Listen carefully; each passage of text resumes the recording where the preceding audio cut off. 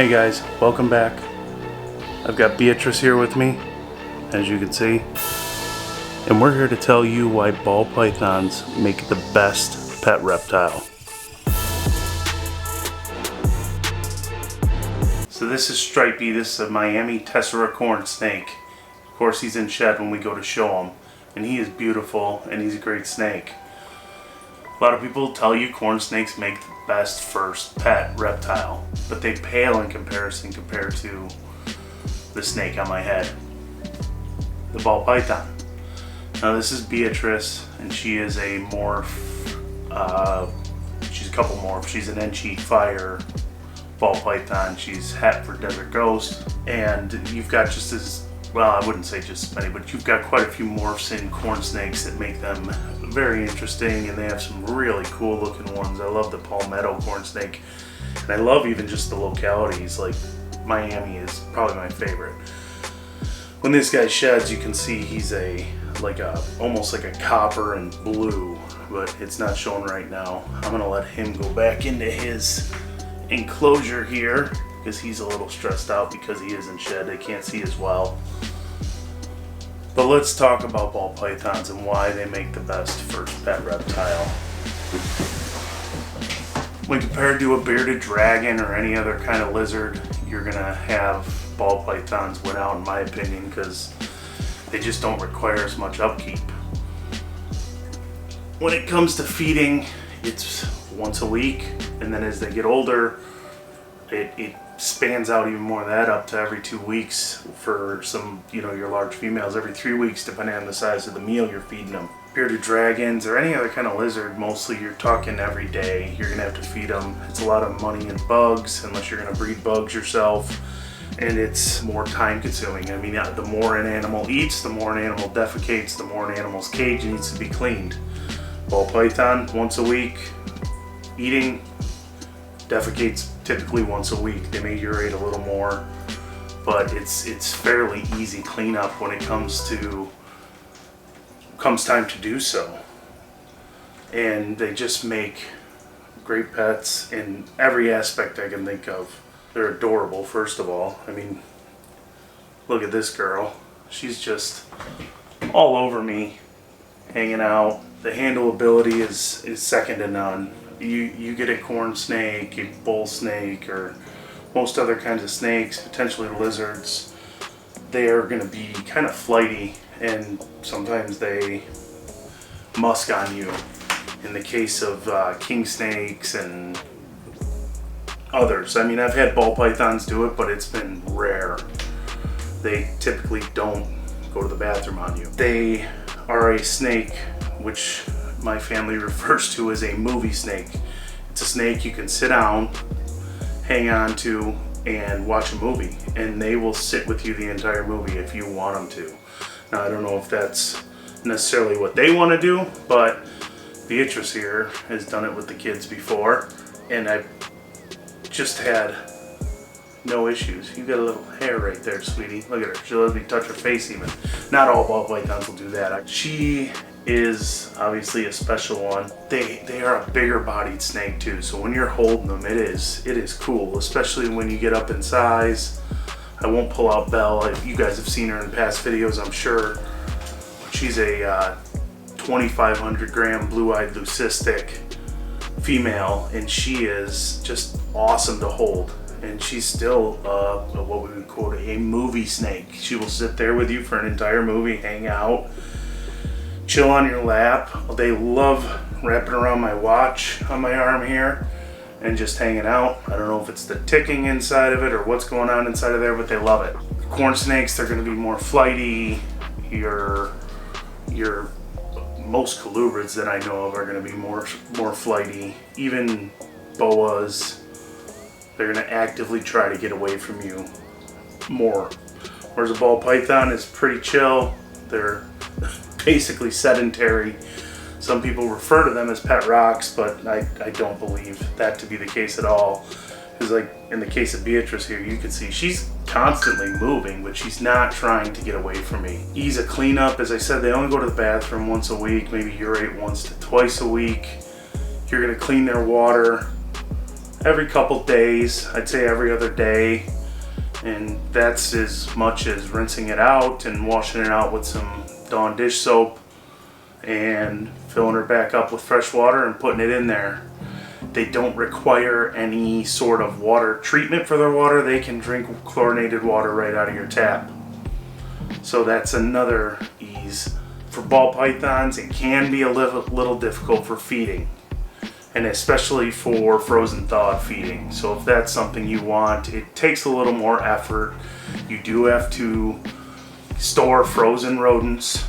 I guess you don't have to. It depends on how many snakes. For us, I have a separate freezer because we do have so many snakes. But you can store, I guess you could go to the store and buy a frozen rodent each week, thaw it out. That does get old. But that being said, you thaw it out and then you do have to warm it up because the ball python does have the heat pits on the front. You have to warm it up and get it between 90 and 110 degrees, usually somewhere in there. The pickier eaters, seems to, the hotter the body of the mouse is, the more likely they are to strike at it. And I say mouse, I mean rodent, sorry, mouse, rat, soft fur. They will eat any of them. I've got ones that are pickier than others. They can be picky eaters, as I said, but typically it is your enclosure. And it's something where you're gonna wanna cover all three sides. If you have a glass enclosure, cover the top potentially. I had a customer recently who, just to get their snake acclimated, they would put a towel over the whole cage just until they were ready to handle it or feed it. So it doesn't make for a great display animal as, you know, some of the other snakes might that are out moving around all day. The one that comes to mind is a hognose for that. I see hognoses, they come out during the day typically. You'll see them roaming around. They're pretty cool to watch. But I will say for a hognose, if you're going to handle a hognose, you have to handle it. You have to hold it. For ball python, they hold on to you.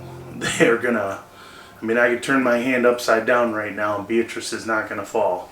If Beatrice were a hognose, she'd be on the ground more than likely. So they are not the type that's gonna wrap around your arm or fingers and hold on. And their temperament is great. Temperament, they just are docile animals. As you can see, I've had very few that are bitey, other than like a hatchling. If you have a hatchling, they are typically a little more nippy, and it doesn't hurt to get bit. I've been bit many times. It doesn't hurt, especially from a baby ball python. Now, the bigger the snake, the bigger the bite. It's going to hurt a little more, but even that being said, if you get bit from a 2,200 gram, 2,500 gram female, it's going to hurt more than a hatchling, but it's not going to hurt. They bleed a little, but overall, they are very reluctant to bite you. I mean, typically in the wild, if they bite you, they're getting closer to you and they want to get farther away. They will, and then if they bite you, typically it's going to be the end of their life in the wild. So that is usually a last resort. All the shapes and colors or patterns and colors these guys come in. You've got your albinos, you've got, you know, your lighter colors like your bananas, you've got darkers like your mahoganies or your super cinnamons or Wookiees, or I mean, the list goes on. Go on to Morph Market sometime and look at all the morphs available. They are just, I don't even know. And there's constantly new ones coming out. People are constantly finding new morphs. It's exciting too, because they're addictive. They're like Pokemon. You want to collect them all the shapes and colors, and everybody has what they like, and it's neat to be able to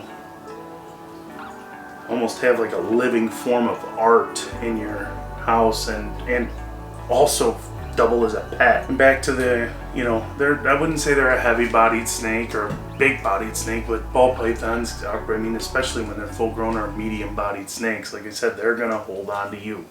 They're gonna give you a hug. So there's something to that that's just, in my opinion, I prefer holding a bigger bodied snake versus a colubrid, a corn snake, a milk snake. Now we've got both. I love them. I mean, even a bull snake. I love bull snakes, and they're bigger bodied colubrid, and they get longer, but they're flighty. They can be flighty if you're not training them or handling them, I guess you'd say, frequently. They are gonna try to actively get away from you. Boas can be the same way, and boas can get upwards of 12 feet long potentially. Another benefit of ball pythons, they are smaller. They don't get that long. They only get a male 3 feet long, a big female 5 feet long. You're not going to see anything much more than 5 feet long, with outside of some very special cases. So it's a manageable size, especially for a novice reptile keeper. They're not dangerous in the fact of like a retic or a Burmese, where you're going to have to worry about potentially that snake wrapping around you when it's full size and not being able to get out, or even a boa for that matter. It's just a very good and forgiving animal, and due to their size and heavy bodiedness, they are perfect for kids too. You guys have seen my kids hold them on the channel. They love holding these snakes. They are big enough. I mean, you don't want to drop them, obviously. You don't want to beat up on them, but they're big enough that if a child accidentally bumps into this snake or drops a snake while holding it, it's not gonna kill these animals or even injure them. If you are out there considering getting your first pet reptile, I recommend a ball python. Easy to care for if you have a busy schedule. Very handleable, very docile. Can be tricky to get on food, especially when you first get them when they're stressed out, but once you get them going, they're pretty consistent, and if you're keeping their environment and husbandry and where it needs to be. That being said, me and Beatrice are out. Have a good one.